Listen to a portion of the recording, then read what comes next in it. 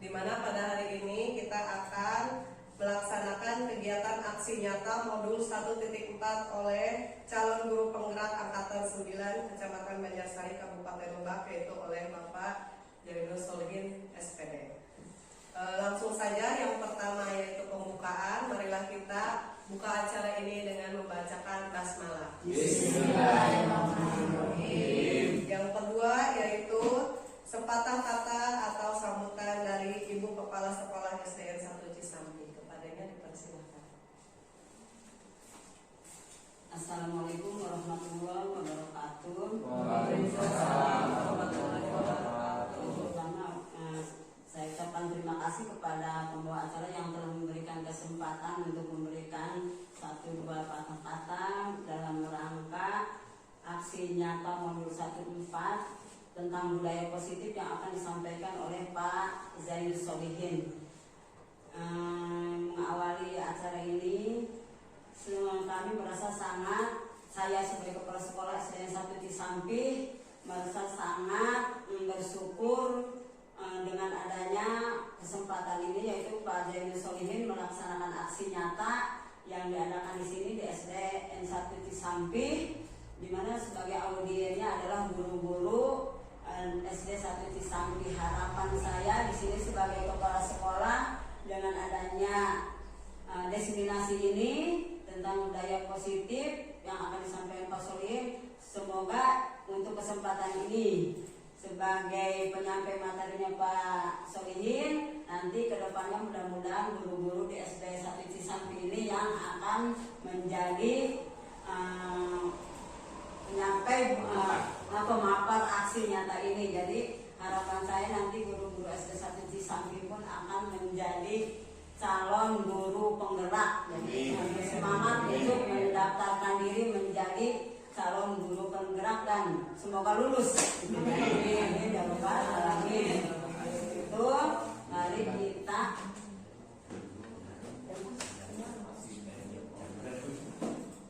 ya, jadi itu yang pertama.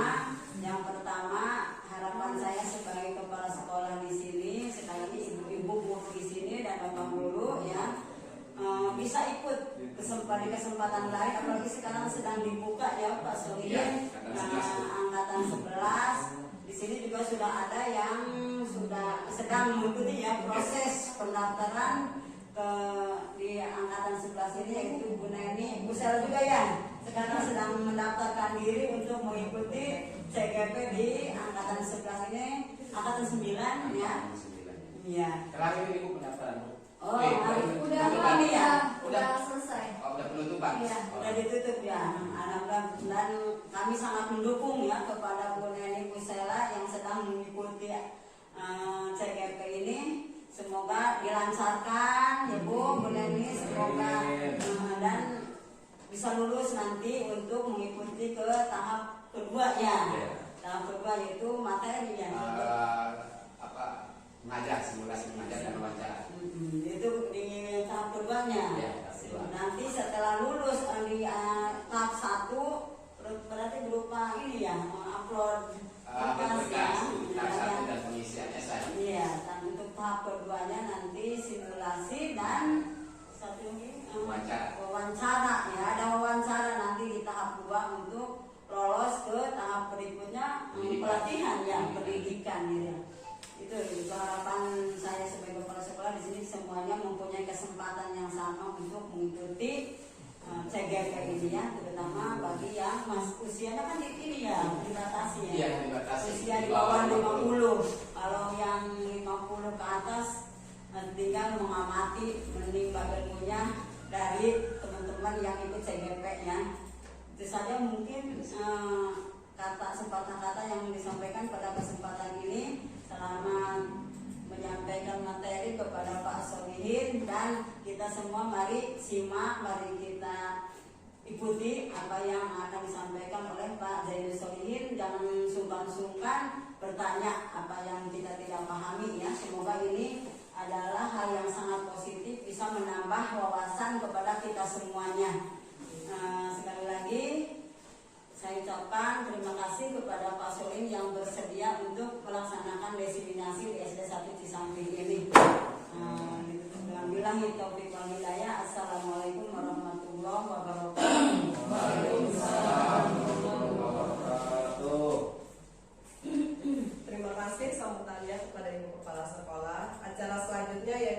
penyampaian aksi nyata oleh calon guru penggerak yaitu Bapak Dino Solihin. Pada yang dipersilakan.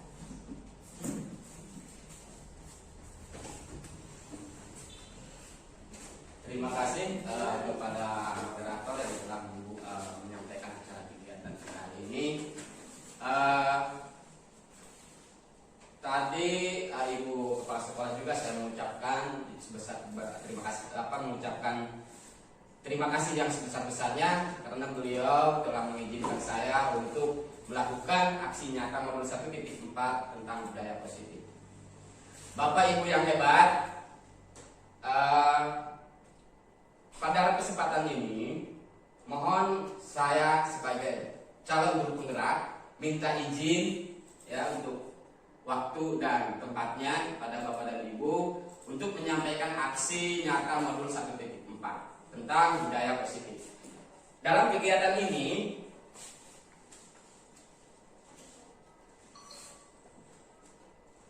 ada hal-hal yang perlu kita lewati ya, ada hal yang perlu kita lewati terkait kegiatan di mana kegiatan tentang budaya positif ini merupakan hal yang penting bagi saya untuk disampaikan di sini. Kenapa? Karena ini akan meningkatkan kualitas kita sebagai guru, di mana kita itu sebagai penuntun bagi anak atau peserta didik yang kita hadapi setiap hari di dalam kelas. Nah, di sini ada sebuah ada kesepakatan kelas ya untuk ini. Nah, di sini di kesepakatan kelas ini sebelum kita maju kepada pembahasan berikutnya, baiklah kita akan mengisi kesepakatan kelas dulu.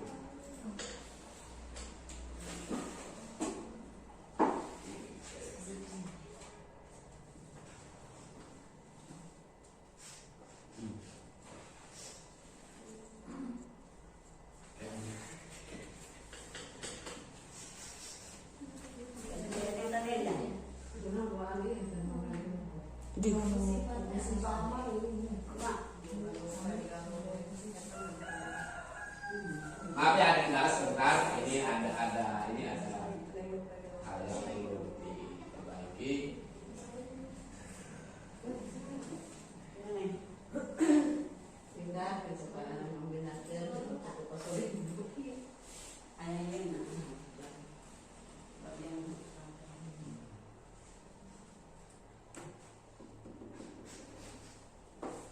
Baik, dalam kesepakatan kelas ini baiklah kita akan buat kira-kira menurut Bapak Ibu kesepakatan yang harus kita sepakati agar pelaksanaan kegiatan ini berjalan dengan lancar itu apa saja yang bisa kita lakukan, kita sepakati supaya kita bisa mengikuti kegiatan ini dengan baik dan dengan lancar. Maksudnya kesepakatan ketika sekarang? Iya, sekarang ya. Bukan kesepakatan di kelas. Bukan, di sini kelas ini kita sedang melakukan ini. Yang pertama mungkin bisa mengikuti kegiatan ini dengan baik, gitu ya. Ya. Mengikuti kegiatan ini dengan baik ya. Kemudian yang kedua, kira-kira apa lagi kesepakatan yang bisa kita sepakati? Waktu yang digunakan. Kesepakatan disepakati dulu waktunya. Yeah. Berapa waktunya? Dapat mengikuti selama 1 jam gitu ya. 1 jam. Ya. Dapat mengikuti kegiatan ini sampai selesai aja ya. Nah, sampai selesai. Oke. Kemudian boleh makan minum ya? Boleh. Boleh ya. Berarti boleh makan dan minum. Dengan tertib. Minum ya. Ada lagi? Ada lagi? Kita itu supaya nyaman mengikuti ini. Boleh makan minum. Boleh main HP. Jangan apa? Jangan main HP. Boleh pulang. Tidak boleh main HP itu. Iya. Bukan tidak boleh, apa namanya? Tidak boleh main HP, boleh terus saja. Apalagi? Tidak memotong Pembicaraan. pembicaraan, bisa ya. Tidak boleh ngobrol. Iya, laptop tes ya. Pernah ditentukan. Maka itu dalam kesepakatan kita. Apa? Gak apa-apa ya. Boleh membuka Laptop. laptop. Apalagi? Diskusi. Hah? Diskusi. Berdiskusi. Oke. Sip. Apa sudah cukup ini aja ya? Ya.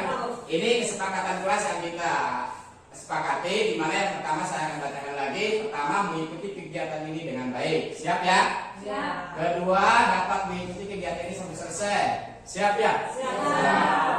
Kemudian boleh makan dan minum, silakan keluarkan makanan dan minumannya kalau memang ada. Kemudian tidak boleh main HP. Ya, tidak memotong pembicaraan dan boleh membuka laptop dan berdiskusi. Ya. Itu mungkin yang bisa kita sepakati hari ini, dan mudah-mudahan kalau kita mengikuti ini bisa berjalan dengan baik. Terus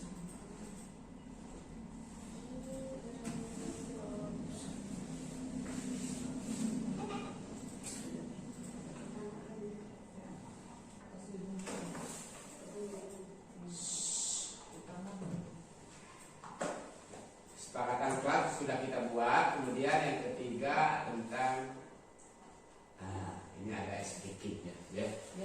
Bapak dan Ibu, di sini ada ice breaking, di mana kita akan melakukan sebuah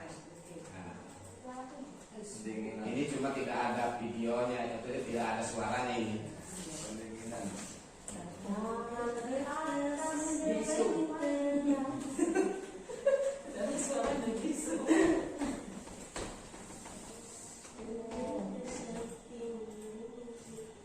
Bisa berdiri Bapak Ibu? Bisa.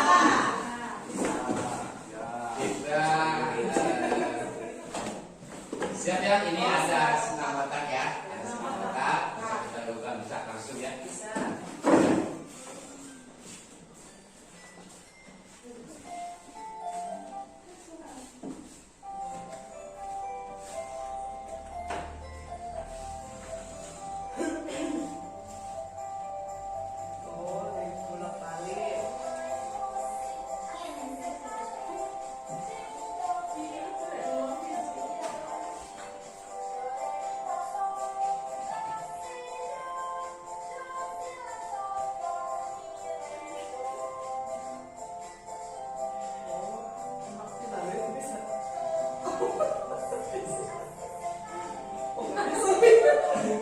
Kalau bisa begini.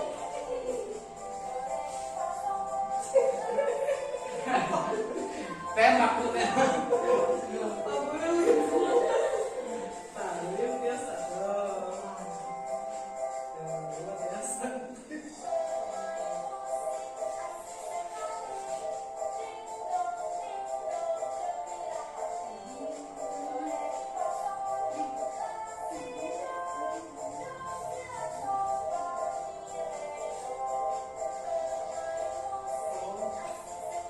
Yang dibuka di bawah, di atas mengepal.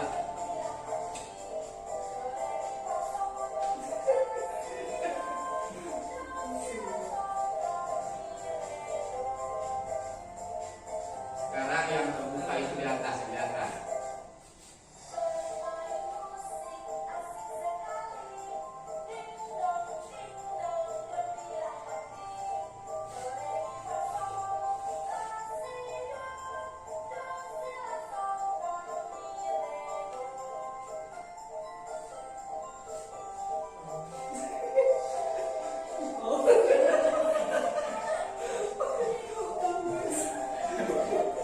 Di bawah diputar. Bisa.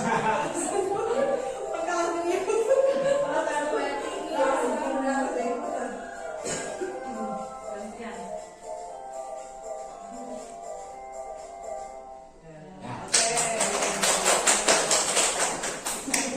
Terima kasih Bapak dan Ibu.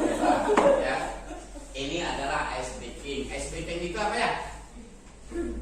Memecah es. Batu es kita pecahkan supaya apa yang kita pikirkan, apa supaya fokus gitu ya. Supaya fokus pada materi yang akan saya sampaikan. Berikutnya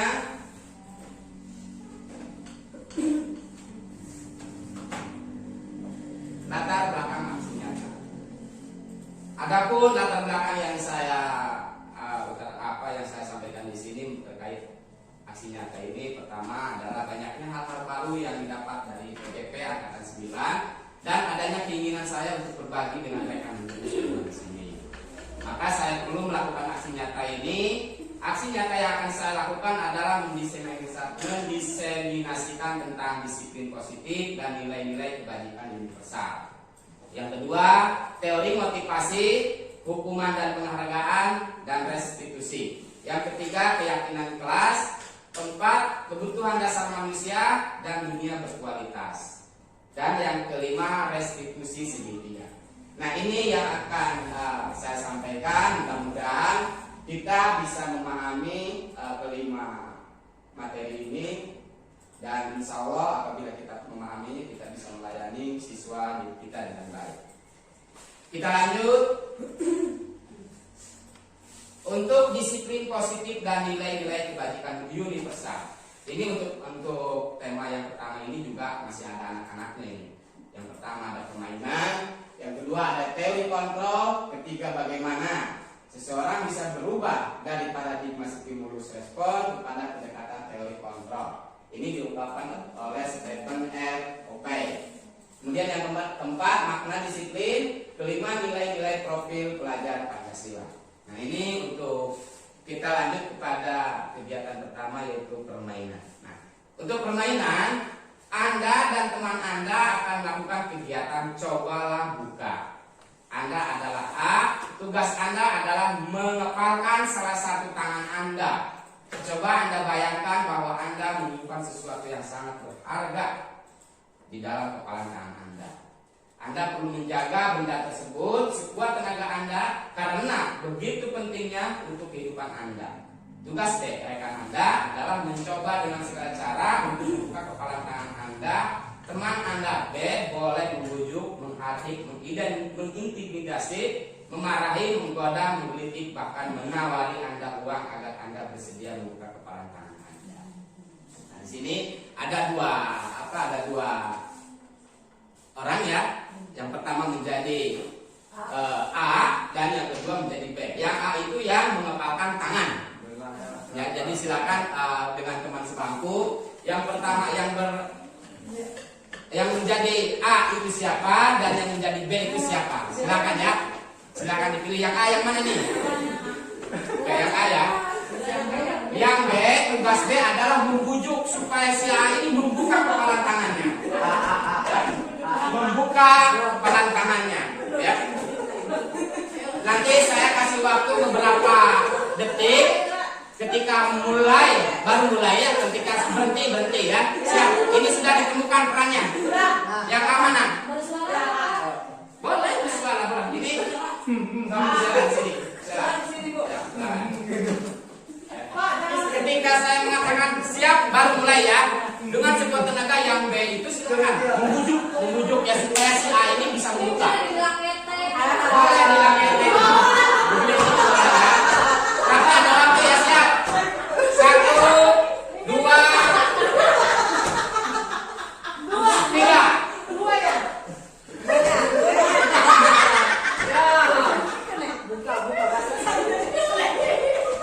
Silakan.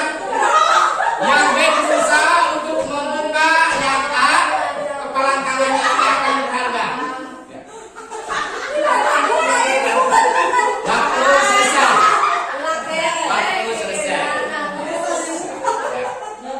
Selesai ya. Sekarang udah. Siapa yang tadi kepalan tangannya terbuka?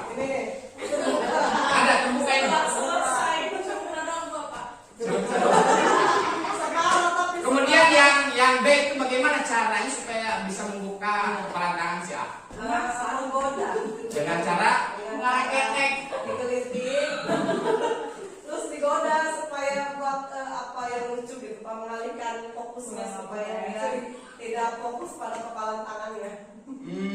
Jadi si A ini berarti sudah mulai terbuka. Apa yang dia yakini itu adalah kehidupannya bisa diberikan dengan Ya, begitu mudah. dia fokus pada kepalan tangannya, dia miliki. Terus kalau misalkan dia ketemu gitu ya, digoda, jadi dia akhirnya fokusnya terus sedikit-sedikit bundar gitu ya, sehingga apa yang dia pertahankan terbuka gitu ya. Makanya sedang mulai tidak fokus. Iya. Kalau ibu tadi bagaimana? Bisa terbuka nggak begini? Temannya, kenapa? Susah. Kuat yang mempertahankan prinsipnya. Ya.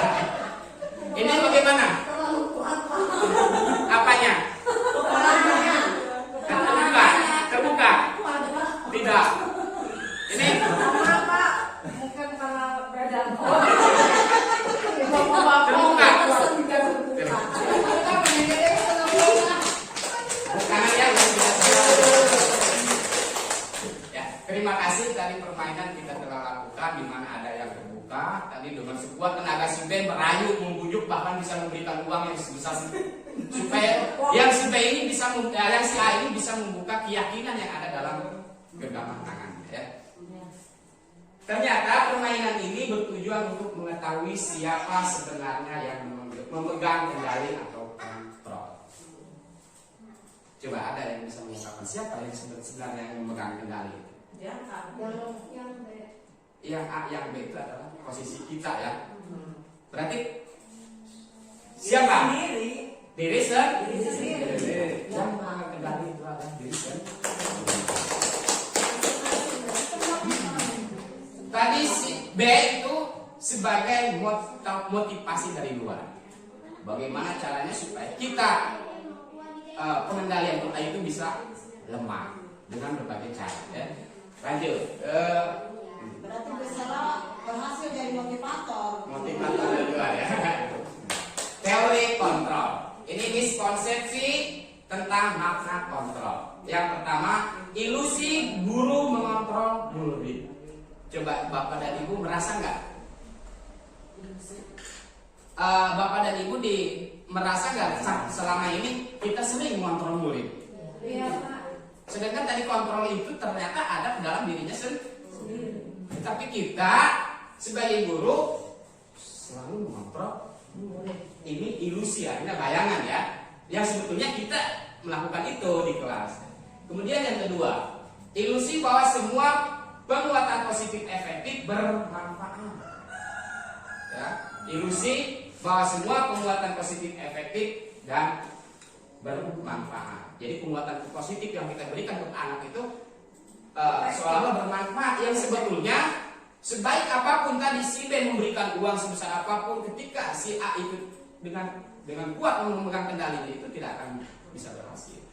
Dengan kita seperti kepada murid memberikan motivasi begini begitu ya dengan kata-kata positif. Kalau memang si anaknya itu tidak membuka dirinya itu tidak akan masuk. Ya, sekuat apapun kita ya memberikan efek ini kepada anak tidak akan bisa mempengaruhi anak ketika si anak itu tidak membuka dirinya. Kemudian yang ketiga, ilusi kritik membuat orang merasa bersalah dalam menguatkan karakter. Kita sering kritik Bu ya, saya mengkritik anak kamu begini. Ternyata menurut kita itu baik. Tapi ketika si anak itu tidak membuka atau itu tetap kekeh pada pendirian itu tidak akan bisa masuk juga. Ya. Kemudian yang ketiga, ilusi bahwa orang dewasa memiliki hak untuk memaksa. Ya. Ada ya kita seperti itu ya. Jadi seolah-olah kita itu menjadi pengontrol, padahal kontrol itu ada dalam diri. Jadi paling tidak ketika mungkin bisa dikontrol kurang, tapi tadi tidak ada pemaksaan, ya ada hal yang dipaksakan atau tidak. Bisa tadi mempasea itu kan orang-orang yang bertengkar itu seolah-olah dia itu sedang mengendalikan si itu yang tidak sesuai dengan kita, sehingga cara yang dia lakukan itu dengan kekerasan supaya bisa mengendalikan orang tersebut. Nah, baru kita akan ke sini bagaimana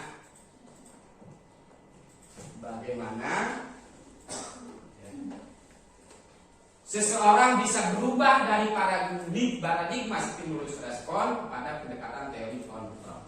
Nah, bagaimana kita berubah supaya tadi kita seolah-olah mengontrol mereka supaya muncul dalam diri kita itu menjadi teori kontrolnya, pendekatan teori kontrol. Contoh di sini stimulus respon, realitas kebutuhan kita sama. Ternyata teori kontrol itu realitas kebutuhan kita berbeda. Kemudian semua orang melihat hal yang sama, sebetulnya memiliki gambaran berbeda dalam teori kontrol. Kemudian yang ketiga, kita mau mencoba mengubah orang agar berpandangan sama dengan kita. Kita berusaha memahami pandangan orang lain tentang dunia. Jadi begitu ya. Perilaku buruk dilihat sebagai suatu kesalahan. Semua perilaku memiliki tujuan. Kemudian orang lain bisa mengontrol saya, hanya Anda yang bisa mengontrol diri Anda.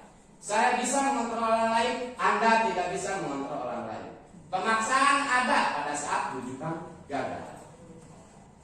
Kemudian kolaborasi dan konsensus menciptakan pilihan baru. Model berpikir menang atau kalah. Model berpikir menang dan menang itu dari kontrol. Tidak ada menang, tidak ada kalah, tapi di teori kontrol ini menang, baik. Ya. Optimis. Kemudian makna disiplin. Apalagi kira-kira alasan orang melakukan sesuatu? Ada yang bisa jawab? Apa kira-kira kita itu melakukan sesuatu itu alasannya apa? Supaya ada perubahan. Supaya ada perubahan. Untuk mencapai tujuan. Mencapai tujuan. Melakukan sesuatu yang ingin lebih tahu. Ingin lebih tahu. Ya. Ternyata di sini ada alasan orang melakukan sesuatu. Yang pertama, menghindari rasa sakit atau ketidaknyamanan. Ya, kita melakukan itu. Kemudian yang kedua, untuk mendapatkan apa yang kita mau. Kita melakukan itu, ya, melakukan sesuatu. Kemudian untuk mendapatkan senyuman atau pujian dari orang lain. Itu yang menjadi alasan kita melakukan sesuatu. Yang keempat, untuk mendapat hadiah. Tuh, ya, ada sebagian ya. 5, atau untuk mendapatkan uang. Kita melakukan sesuatu. Jadi alasan-alasan ini yang dijelaskan pada makna disiplin. Kemudian berikutnya, Ki Hajar Dewantara maupun Diane Kosen, di mana kedua pakar pendidikan mengartikan disiplin sebagai bentuk kontrol diri. Jadi disiplin itu adalah kontrol diri, yaitu belajar untuk kontrol diri agar dapat mencapai suatu tujuan mulia. Kita punya tujuan ketika melakukan sesuatu, punya alasan ya. Tujuan mulia di sini mengacu pada nilai-nilai atau prinsip mulia yang dianut seseorang. Kita namakan nilai-nilai tersebut sebagai nilai-nilai kebajikan yang universal. Jadi tetap kita melakukan sesuatu karena ada nilai yang sedang kita tuju. Ya. Nilai-nilai profil pelajar Pancasila. Nah, nilai-nilai kebajikan yang ingin dicapai oleh setiap anak Indonesia yang kita kenal adalah profil pelajar Pancasila, yaitu beriman, bertakwa kepada Tuhan Yang Maha Esa, dan berakhlak mulia, mandiri, bernalar kritis, berkebinekaan global, bergotong royong, dan kreatif. Nah, inilah nilai-nilai yang akan kita terapkan kepada anak-anak didik kita di sekolah. Ya. Anak itu supaya memiliki nilai-nilai inilah. Ya, anak berbuat sesuatu karena kalau beriman, bertakwa kepada Tuhan Yang Maha Esa, dan berakhlak mulia, mungkin sudah kita terapkan kepada anak ya. Ketika mulai pembelajaran mereka berdoa. Apakah mereka berdoa itu karena disuruh oleh kita? Biasanya. Berarti kalau masih kita suruh. Kelas itu apa? Kesepakatan kelas kan? Ya. Tapi kalau memang kalau kita karena dia itu munculnya karena disuruh kita, berarti kita masih menjadi seorang pengontrol, bukan muncul dari dalam diri si anak itu ya. Tapi saya yakin di sini ada ya, ketika walaupun itu tidak ada guru, mereka memulai belajar biasanya berdoa tanpa disuruh ya. Berarti itu sudah tertanam nilai karakter inilah, beriman, bertakwa kepada Tuhan Yang Maha Esa, dan berakhlakmu ya. Nah, supaya begitu mandiri, kira-kira apa nih? Nilai mandiri itu yang dimiliki oleh anak muncul dengan sendirinya, bukan karena ada kontrol dari kita. Mandiri, kemudian bernalar kritis, kebinekaan global, bergotong royong, dan kreatif. Kalau kreatif di sini dilihat di sini ya, banyak mereka itu melakukan hal, oh ini terbaik menurut mereka, itu kreatif berarti ya. Walaupun itu tidak dikontrol oleh kita, tapi mereka muncul dengan sendirinya ingin menghias ruang itu, kita hias ruangan ini. Itu kreatif, berarti sudah muncul dalam dirinya itu nilai-nilai tadi ya, nilai-nilai kebajikan yang universal. Berikutnya sesi tanya jawab, refleksi atau ice breaking atau permainan. Kita lakukan tanya jawab saja ya. Tadi tadi sesuai kesepakatan kita itu selalu melakukan tanya jawab. Mangga, bila ada yang mau ditanyakan terkait teori kontrol, siap. Saya izin untuk tanya ini tadi tentang yang miskonsepsi itu mau dibuka lagi. Ya, siap. Mohon. Miskonsepsi. Ya. Ini ya, tentang makna kontrol gitu. Ya. Jadi ini tentang miskonsepsi makna kontrol ya. Ya. Jadi kayak yang dimaksud miskonsepsi itu berarti kan di luar konsep. Di luar konsep ya, di luar. Mohon dijelaskan lagi. Ya, siap. Terima kasih ya, Ibu atas pertanyaannya, sangat bagus sekali ya. Beliau ingin mengetahui miskonsepsi tentang makna kontrol. Kita kembali ya. Di sini ada ilusi. Itu ilusi kita artikan bahwa hanya sebagai bayangan, gitu. Seolah-olah hal yang belum mungkin, gitu, sehingga menjadi ilusi. Seperti pembiasaan kita di kelas itu. Ya, yang sebetulnya mengarah ke sana. Kebiasaan kita di era ini bukan apa tadinya stimulus respon ya. Stimulus respon, iya Bu. Stimulus respon itu ini seperti ini Iya. gitu. Kita kan akan pindah ke kontrol ya. Iya, supaya kita itu tahu kontrol itu ada dalam diri kita, bukan dari luar. Ya, di sini ada ilusi berburu mengontrol murid. Yang sebetulnya kita itu merasa bahwa kita itu benar gitu mengontrol mereka. Harus Padahal, ya, padahal itu atau di luar konsep. Miskonsepsi itu ya. Iya. Miskonsepsi. Kemudian bahwa semua penguatan positif efektif bermanfaat. Menurut kita memang seperti itu sebelumnya. Tapi itu ternyata hanya ilusi, artinya tidak bermanfaat untuk mereka. Ya, itu hanya bayangan kita saja. Yang tentunya bayangan anak itu tidak akan sama dengan kita. Itu di situ tuh. Kan kita dibutuhkan untuk memberikan penguatan ya. Ya. Tapi mengapa masuk ke miskonsep itu penguatan? Penguatan yang mana ini Bu? Ini yang nomor 2 isolir semua penguatan. Nah, positif. Semua penguatan Positif, efektif, dan bermanfaat. Ya biasanya kan dibutuhkan penguatannya buat anak, apalagi Ya. yang bersifat positif. Seperti ini Pak teori pembelajaran yang lalu ya. Ya, ya. Mengacungkan jempol atau mengucapkan Memberi bagus. penghargaan. Ya itu kan penguatan ya. Ya, nanti itu. Bagus Ya. misalnya atau jempol Ya. atau dengan senyuman. Senyuman gitu ya. Kalau ada anak yang melakukan hal-hal yang positif Ya. gitu. Nanti itu untuk jawaban seperti itu nanti kita jelaskan di bagian bab berikutnya ya Bu. Ya. Karena itu masuk dalam penghargaan atau pemberi motivasi Ya, keluarga. motivasi, ya. Tapi betul itu bagus ya. Tapi nanti ada insya Allah Ibu mengetahui apa yang harus sebetulnya harus ini. Ya, betul. Kemudian ada lagi ilusi, hanya seolah-olah bayangan kita. Bayangan kita bagus. Ternyata bagi mereka itu tidak bagus sebetulnya. Dari 1, 2, 3 itu perasaan gitu ya, suka diterapkan ke anak biar dia maksudnya ya. Memang kebiasaan kita itu Iya. Makanya disebut respon apa itu? Nah, kita bagaimana kita harus berubah sekarang? Berubah dari teori ini tadi ya, untuk stimulus respon yang tadi kita beri stimulus, kemudian si anak merespon, itu stimulus. Kebiasaan. Ya. Kemudian kita harus berubah menjadi ke teori kontrol. Teori kontrol, Nah, teori ya, pembantu. diubah, mencoba lah kita ya, mungkin masih ada. Model mengkritik tuh yang mengkritik itu Cocok. cocok. Memang Mengkritik. miskonsep itu kalau mengkritik ya. Jadi menimbulkan anak merasa bersalah kan kalau kita kritik, apalagi di depan banyak orang itu Ya. memang masuk gitu ya. Betul, ya. Nah, itu di penguatan. Terus ilusi bahwa orang dewasa memiliki hak untuk memaksa itu juga setuju gitu. Iya. Untuk nomor 1, 3, 4 itu nomor 2 penguatan yang belum begitu dipahami Ya, ya. belum Nanti ya, mungkin siap. lain waktu ya kita bahas. Ada di sini Bu, ada di Oh, sini. ada ya. Ada lagi?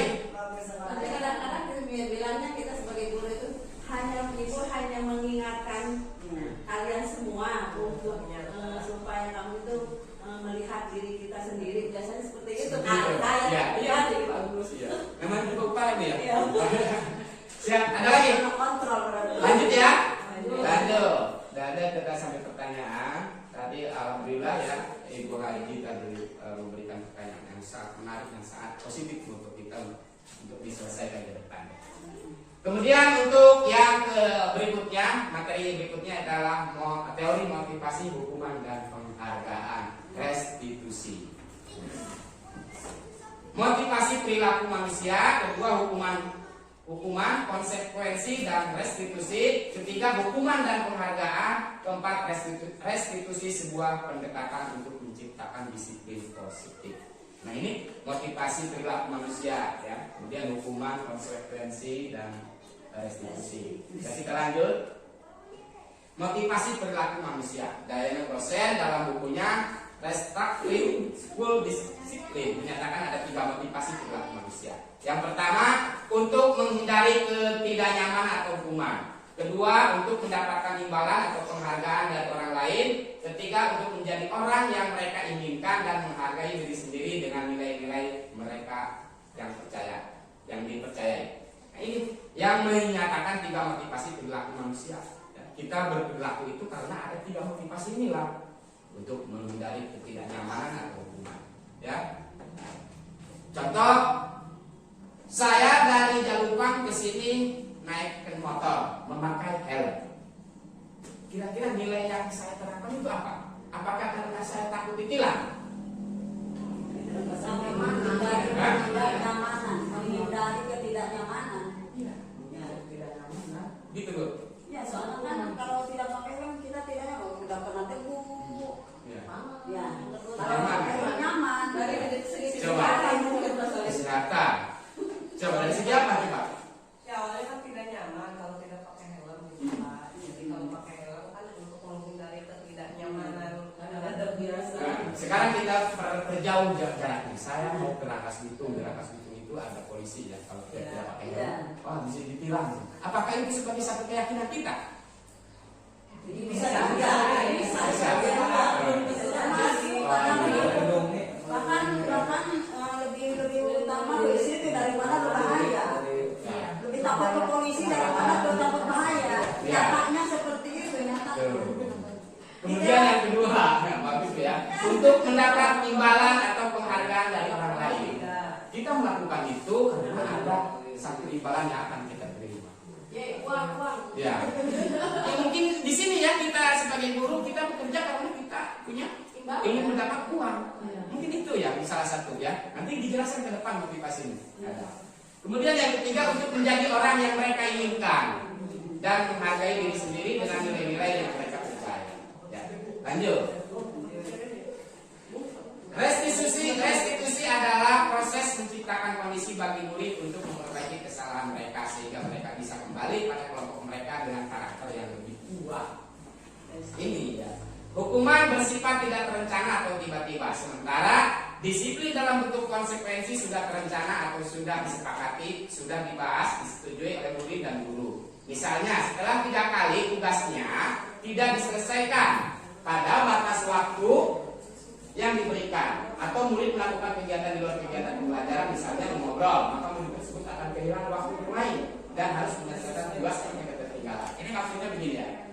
Tadi Ibu Haji memberikan motivasi dengan acung jempol atau dengan memberi hadiah permen ketika anak berprestasi. Ternyata itu merupakan hukuman. Bukan hukuman, apa konsekuensi. Kalau hukuman terjadi secara tiba-tiba ya, seperti anak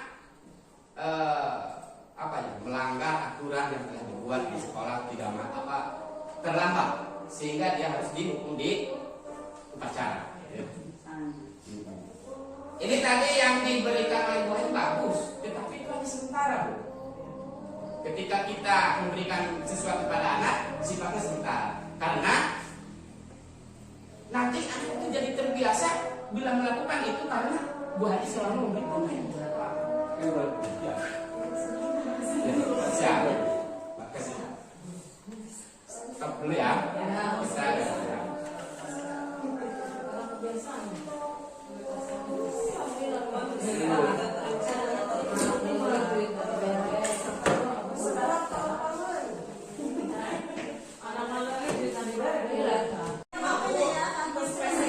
masih banyak.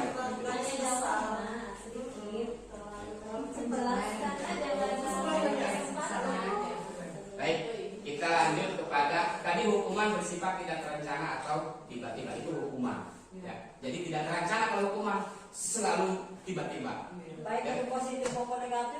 tidak terencana berarti itu maksudnya hukuman. Ya, seperti kita anak tadi telat masuk, si bukan tidak masuk tapi telat, dihukum oleh gurunya. Kamu berdiri di lapangan. Ya itu namanya hukuman. Kalau mengerjakan tugas PR misalkan. Tidak mengerjakan tugas PR juga itu harus kalau kita beri konsekuensi, Bu. Kita buat aturan dengan anak di kelas, kalau kita di sini tidak mengerjakan PR 3 kali, maka kamu harus mengerjakan PR ketika mereka istirahat. Jadi ada hak mereka yang diambil oleh kita. Tapi itu sudah konsekuensi, sudah ada persetujuan. Gitu ya. Tapi kalau tadi ibu tidak ada keyakinan yang dibuat, ya itu namanya tetap hukuman. Ya. Sepakatan. Kemudian ada yang terakhir ini restitusi. Ini yang dipandang lebih baik untuk menyelesaikan permasalahan anak. Ya. Nanti restitusi ini ada di bagian terakhir, cara-cara bagaimana melakukan restitusi terhadap anak. Ya. Contohnya ibu bapak sudah melakukan, tetapi kita itu mana ini golongan mana maksudnya ke restitusi, hukuman atau apa gitu ya? Terus lanjut dihukum oleh penghargaan. Nah, ini ya. Hukuman bukan tidak penghargaan. Mengebuk Alpikon atau apa ini ya? Kebacanya mengumpulkan baik penghargaan maupun hukuman adalah cara-cara mengontrol perilaku seseorang yang menunjukkan potensi untuk pembelajaran yang sesungguhnya. Ternyata hukuman itu dan penghargaan menghancurkan ya potensi. Contoh saat seseorang anak belajar untuk pertama kali menggabungkan huruf-huruf dan kata-kata serta menyadari bahwa dia dapat membaca, timbul pijar di matanya dan sebuah senyuman di wajahnya. Anak tersebut begitu gembira bahwa dia telah mempelajari dan menguasai suatu keterampilan baru. Kesadaran akan kemampuannya bahwa dia sudah dapat membaca sesungguhnya sudah merupakan sebuah penghargaan. Ya. Kesadaran dia itu sudah sendiri ya. Kemudian ada jika kita memberikan penghargaan kepada seorang anak pada saat dia sedang merasa bangga dengan pencapaiannya sendiri, maka kita akan mengambil kegembiraan yang saat itu sedang tidak dirasakan secara bahagia. Itu. Ya. Tadi seperti ibu tadi dia memberikan penghargaan. Baik, menurut kita baik, ternyata itu kebahagiaan tuh. Orang nama bahagia harus nama kita ya. Ternyata tanpa sadar kita telah mengambil kegembiraan.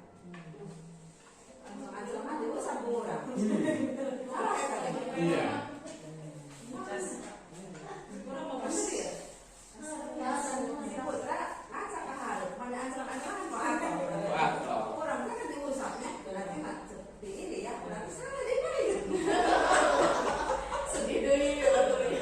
Ya, tapi hilang nanti.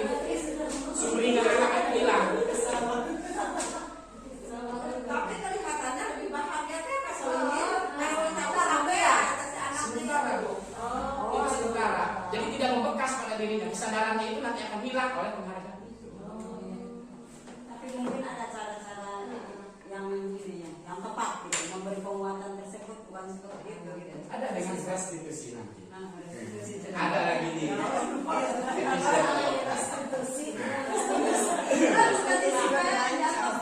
Disiplin positif.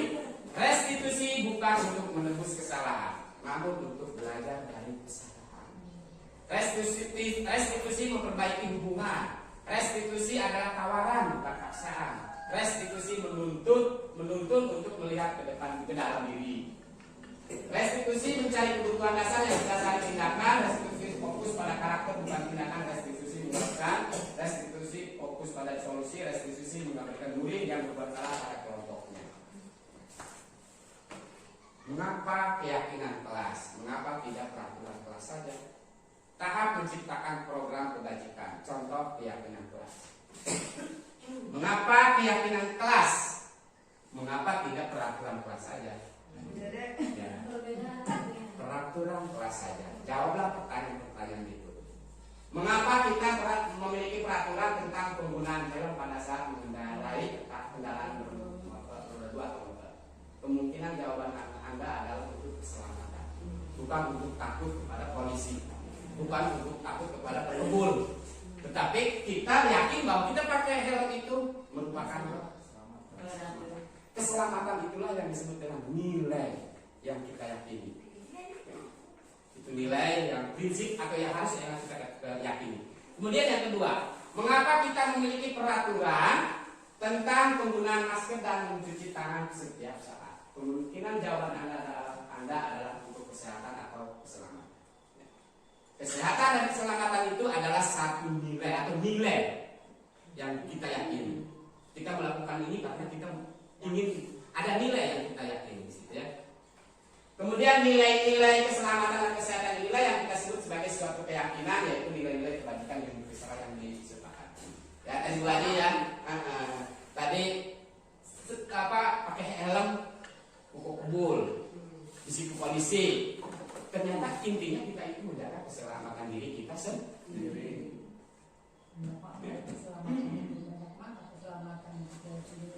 Kenapa kok? Ya banyak makna gitu keselamatan. Iya, banyak makna. Sehingga dibuatlah aturan oleh pemerintah kita harus pakai helm dengan denda kalau tidak pakai helm. Aduh, kita kadang-kadang takut pada dendanya yang mahalnya ya. Padahal coba kalau sampai keselamatan kita yang terancam, atau bukan aturan, bukan itu lagi, dan mudah mengancam diri kita. Kemudian kesehatan juga sama. Kita pakai masker bukan karena ingin melindungi diri kita dari kekebul, bukan ya. Bukan karena kita ingin menghindari atau bakteri-bakteri, tetapi kita yakin bahwa kita pakai masker itu menjaga kesehatan. Itu keyakinan yang perlu kita ungkap di sini. Ini udah tentukan nilai-nilai pikiran yang dibuat budaya lima. Ini contoh keyakinan kelas. Jadi sebetulnya kita itu bergerak dengan setiap hari itu hanya mencapai keyakinan saja, hanya untuk memenuhi keyakinan kita aja. Seperti di dalam kelas kita buat keyakinan kelas anak, seperti anak hadir tepat pada waktunya. Ya, tepat pada waktunya. Kira-kira nilai apa yang sedang kita tanam kepada anak? Nilai apa yang sedang kita tanam kepada anak? Contoh kita buat kesepakatan di dalam kelas, anak hadir tepat pada waktunya. Nilai apa? Waktu ya. Kalau disiplin waktu mah, itu disiplin itu masih luas. Jadi ada nilai tanggung jawab yang sedang kita tanamkan pada anak. Anak itu harus tanggung jawab pada nilai tanggung jawab. Disiplinnya dari peraturan orang juga ya, bukan Iya. dalam diri kontrol dari dalam diri, tapi tanggung jawab. Disiplin itu suatu kesepakatan ya. Kita kalau kesepakatan kita harus disiplin pada kesepakatan yang kita buat. Jadi kamu harus tanggung jawab. Berarti setiap kali masuk itu berarti sudah ada disiplin. Kemudian menjaga kebersihan di dalam kelas. Kira-kira nilai apa yang kita tanamkan pada anak?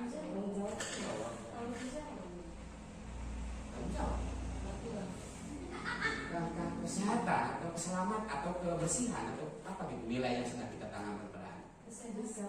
Kesehatan ya. Kebersihan juga bisa ya, keindahan bisa. Jadi ada, makanya kita membuat sebuah peraturan keyakinan kelas itu harus ada nilai ya, ada nilai yang sedang kita tanamkan pada anak. Menjaga kebersihan, kalau kita hanya menjaga kebersihan tidak tahu nilainya, tadi kan bu, nyaho, itu praktek nama, ternyata maknanya nyamuk, gitu apa? Bisa mengerjakan tetapi tidak tahu maknanya. Ternyata kita menjaga kebersihan kelas itu merupakan atau nilai kesehatan yang sedang kita tanamkan. Nilai kebersihan yang sedang kita tanamkan, bukan menjaga kelasnya. Kalau menjaga kelas emang udah kewajiban semua, tetapi ada nilai yang sedang kita tanamkan. Lanjut, ada tanya jawab. Ya, tanya jawab. Ada tiga tema ya. Maaf, sedang mudah, tapi mudah-mudahan bermanfaat. Amin. Sangat bermanfaat. Silakan kalau ada yang mau ditanyakan tentang hukuman, restitusi tadi atau nilai keyakinan yang sedang kita tanamkan. Nanti Pak, bukan sebelum kita melaksanakan membuat kesepakatan kelas, nilai-nilainya itu yang dicari bersama anak ya. Ya, ada bu nilai-nilai, sebetulnya ada nilai-nilai kalau kita searchingnya di Google itu nilai-nilai kebajikan yang dipersamakan akan muncul. Salah satunya ada tanggung jawab, kesehatan, keselamatan.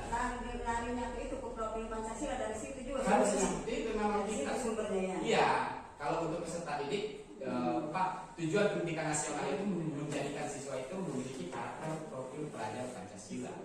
Jadi kita untuk yang nomor 1 meningkatkan ketakwaan. Iya. Kita cari nilai-nilai dari ketakwaan itu apa saja, terus jadikan kesepakatan. Kesepakatan berdoa belum belajar gitu. Itu kan sepakat. Kalau kita kan biasanya langsung aja seolah-olah bungkusnya aja ya. Tidak berangkat dari nilai kita mah. Iya. Aksara badak apa istilahnya begitu ya. Dan kalau bisa, kalau membuat kesepakatan di kelas itu jangan ada kata-kata jangan, tidak boleh, jangan. Jaga kebersihan kelas itu. Jaga kebersihan kelas. Berarti ada nilai kesehatan ya di sana.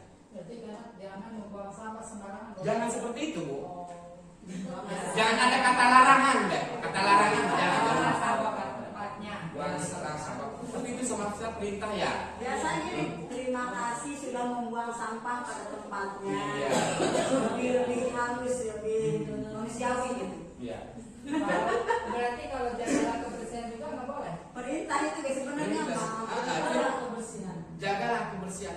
Sebetulnya kalau jagalah kebersihan bukan itu yang Kita penting. jagalah ya udah penekanan itu. Harusnya jangan seperti bagaimana kita membuat kalimat yang dipahami oleh anak lah. Tapi kebanyakan seperti itu yang dikatakan. Ya, sebuah kebiasaan yang kurang baik. Tapi kalau dulu mah pernah itu Pak di pohon-pohon kan pedagang yang Ya. sekarang terima kasih tidak berjualan di sini. Kan itu secara halus ya. Iya, Terima kasih sudah membuang sampah pada tempatnya.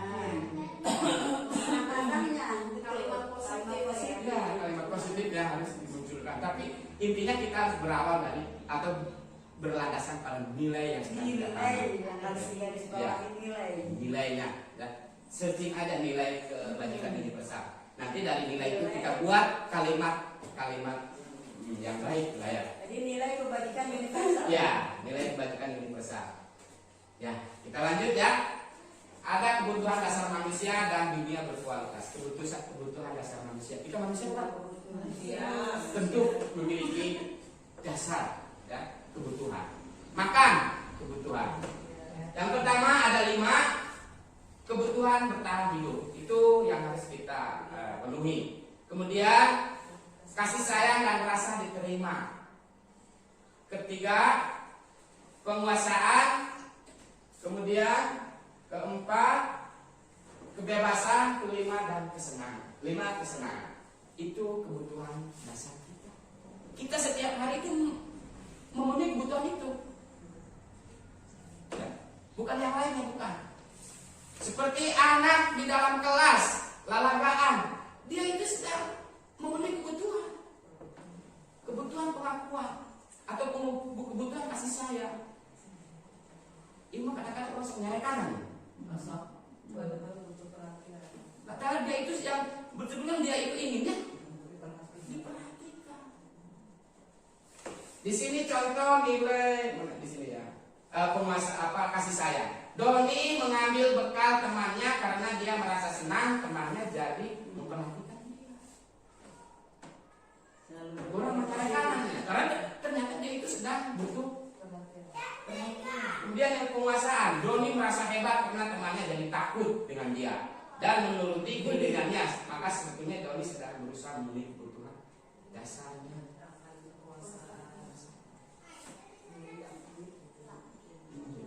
Penguasaan.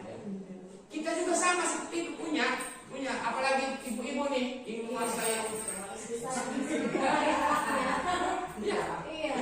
Sasarannya anaknya itu. Betul itu. Jadi wajar karena kita sedang memenuhi kebutuhan penguasaan. Kita soal berkuasa di dalam rumah tangga. Banyak yang tersiksa. Berlanjutnya kebebasan. Doni menjawab bahwa ia melakukannya senang karena iseng saja dan dia menikmati kasih wajah teman-temannya yang kesal karena diambil makanannya dan menurut dia ekspresi teman-temannya itu lucu. Ternyata itu sudah kebebasan yang ingin dia penuhi. Kesenangan. Doni dalam kasus di atas adalah bahwa dia merasa bosan dengan bekal makanan yang dibawakan ibunya dari rumah karena ibunya selalu membawakan bekal yang sama. Oleh karena itu dia ingin mencoba makanan teman-temannya dan yang beraneka ragam. Maka Doni sedang berusaha memenuhi kebutuhannya akan kebebasan.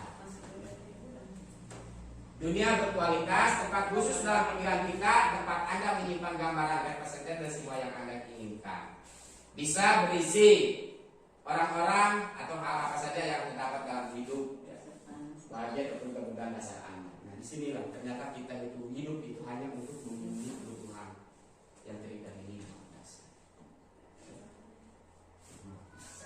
Dilanjut. Untuk membantu Anda jawab pertanyaan-pertanyaan ini. Nah, jangan lupa. So, kita lanjut ke nah ini segitiga restitusi. Ini yang disarankan dalam pendidikan kita itu untuk menerapkan restitusi, bukan hukuman atau bukan pelanggaran. Contoh, berbuat salah itu tidak apa-apa. Nah, anak itu ketika berbuat salah itu kita dukung sebetulnya. Kalau tidak apa-apa seperti itu, ya, tidak ada manusia yang sempurna. Ibu juga pernah melakukan itu. Coba lihat ekspresi anak ketika kita ngomong seperti itu. Iya, tidak ada salah pada mereka. Beda, pulang gitu. Tapi ketika kita dukung, berbuat salah itu tidak apa, bukan berarti membiarkan kan. Hanya kita jangan dulu menjudge bahwa anak itu salah. Jadi tidak apa-apa berbuat salah, tapi kita arahkan gitu. Mungkin di sini ada menstabilkan identitas. Jadi supaya stabil dulu. Kalau dilarang soal ada itu dulu. Tapi kalau saya juga sama, seperti kamu pernah melakukan kesalahan, ada rata stabil. Tidak ada ekspresi yang muncul yang lainnya gitu ya. Kemudian saya tidak pernah melakukan kesalahan seperti itu. Saya juga pernah melakukan kesalahan. Memang betul, kita juga pernah. Jadi nanti si anak itu ada stabil. Tidak ada rasa marah, tidak ada rasa siun, kumaha, stabil. Kemudian yang sisi yang kedua, validasi tindakan yang salah. Nah di sini, padahal kamu bisa melakukan lebih buruk. Betul ya. Coba lihat ekspresi. Ya bu, kasih namanya dihantam gue. Nah, dukung aja yang pertama. Dukung pilihan caranya. Ya, kemana semua validasi tindakan yang salah. Ya. Terus maksudnya gimana itu? Padahal kamu bisa melakukan Dibenarkan gitu bu. Jadi dia berbuat salah itu benar, kamu berbuat salah. Masa itu pengen kamu. Bahkan kamu bisa validasi ya bahwa tindakan yang salah itu diakui gitu ya. Jangan ditolak gitu ya. Bahkan kita dukung. Validasi. Kamu bisa lebih parah seperti itu. Ibu, pasti kan ada semangatnya. Ada semangat pasti. Nah, kan ya nanti ada di sisi restitusi ini ada 3 kan? Ada 3. Ada kamu dampaknya.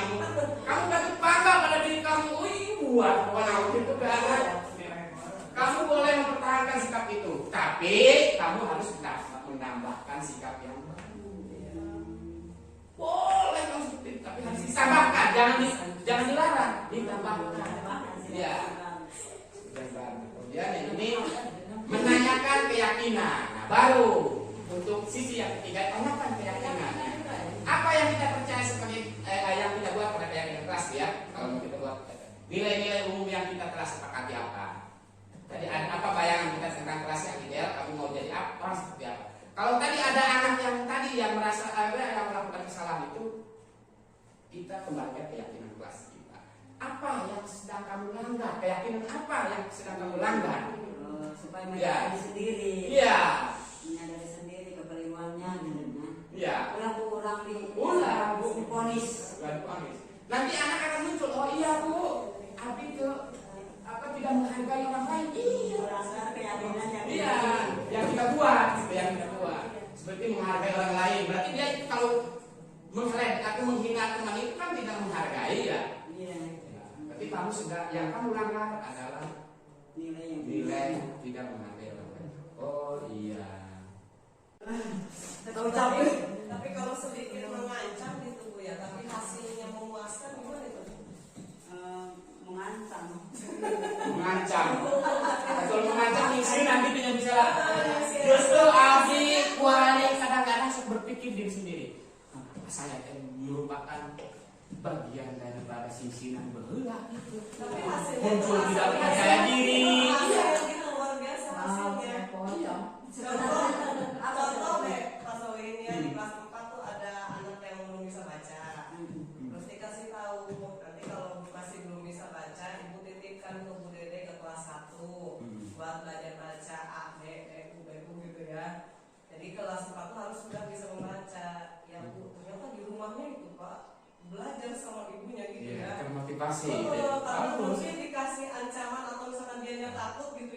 belajar pas di tes di sekolah. Sudah bisa Pak, yang awalnya tuh ke huruf aja dia nggak tahu sama sekali. Bagus berarti itu. Itu gimana ancamannya? Itu bukan ancaman berarti kalau yang kayak Motivasi, restitusi. jatuhnya ya. Restitusi tapi yang belum kita pahami restitusi. Restitusi sebenarnya itu. Tapi bener itu Pak ya, maksudnya awalnya dia tuh ke huruf aja nggak tahu, tapi setelah kita sedikit Beri motivasinya dan ancaman gitu ya. tahu ancaman apa ya kayak gitu Pak. Sebetulnya ibu tidak bukan memberi ancaman tetapi memberi harapan. Ketika kamu bisa seperti itu, kamu akan begini, akan begitu. Jadi intinya kita itu ketika bukan pemerintah ya, memberikan gambaran kepada anak itu minimal mereka tahu ketika mereka bisa itu akan seperti apa yang dia akan dapatkan. Kalau kamu bisa membaca, kamu bisa apa? Memahami binatang, tumbuhan. Jadi ada harapan lah, ada harapan yang akan dicapai oleh anak ketika anak itu bisa baca. Jadi mungkin dia akan bangkit semangatnya, bisa membaca. Jadi cuma kasusnya tadi karena saking takut jadi satuan dengan anak kelas 1.